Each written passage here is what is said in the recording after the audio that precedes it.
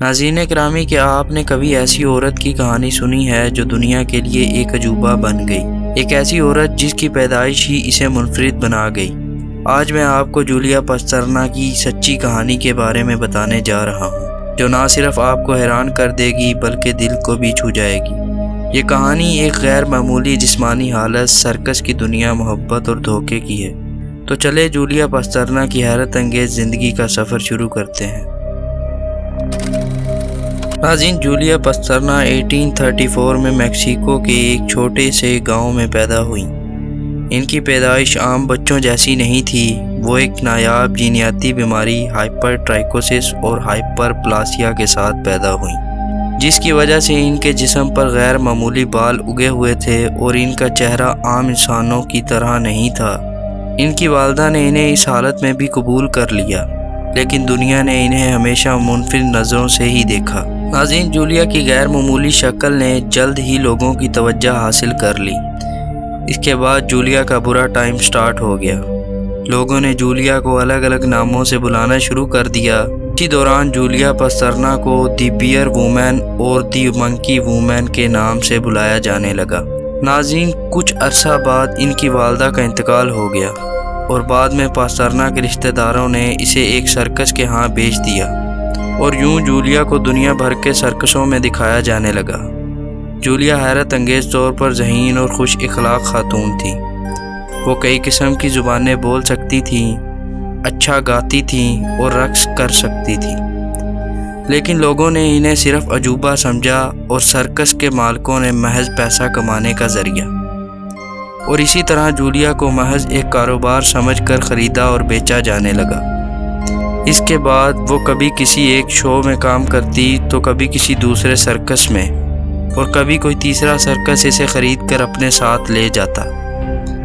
یہ سلسلہ کافی عرصے تک جاری رہا اور آخر کار جولیا کی زندگی میں ایک ٹرننگ پوائنٹ آیا، اور وہ تھا شادی۔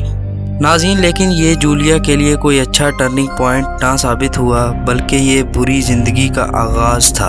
1854 میں جولیا کو محبت کا جھانسا دے کر اس کے مینیجر تھیوڈور لینڈ نے اس سے شادی کر لی۔ دراصل یہ بھی ایک پیسے کا پجاری تھا جو جولیا کے ذریعے پیسہ کمانا چاہتا تھا۔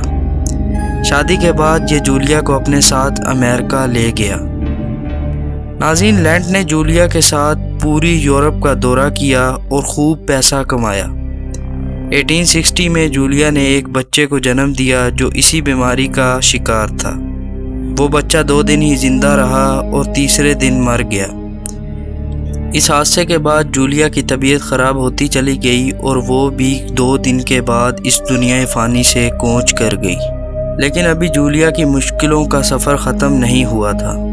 اس کے بعد بھی لینڈ نے اس کا پیچھا نہ چھوڑا اور کیمیکل کے ذریعے ان دونوں لاشوں کو محفوظ کر لیا، اور پھر ان لاشوں کی دنیا بھر کے عجائب گھروں میں نمائش کر کے پیسہ کمانا شروع کر دیا، اور آخر کار اس نے یہ لاشیں ایک یونیورسٹی کو تحقیقی پرپس کے لیے بیچ بھی دیں۔ ناظرین، ابھی بھی جولیا کا سفر ختم نہیں ہوا تھا۔ ان لاشوں پر ریسرچ کی گئی اور ان کو بندروں اور انسانوں کے درمیان مطابقت کے طور پر پیش کیا جانے لگا۔ یہ عمل بہت عرصہ تک جاری رہا اور آخر کار تقریباً 100 سال کی لمبی مدت کے بعد 2013 میں ناروے کی ایک یونیورسٹی نے انہیں میکسیکو واپس بھیج دیا، جہاں انہیں احترام کے ساتھ دفن کر دیا گیا۔ کہا جاتا ہے کہ اس کے بعد بھی کئی بار جولیا کی لاش کو چوری کرنے کی کوشش کی گئی، لیکن یہ سچ ہے یا جھوٹ اللہ ہی بہتر جانتا ہے۔ تو ناظرین، یہ تھی جولیا پاسترنا کی حیرت سے بھری کہانی۔ امید کرتا ہوں کہ آپ کو پسند آئی ہوگی۔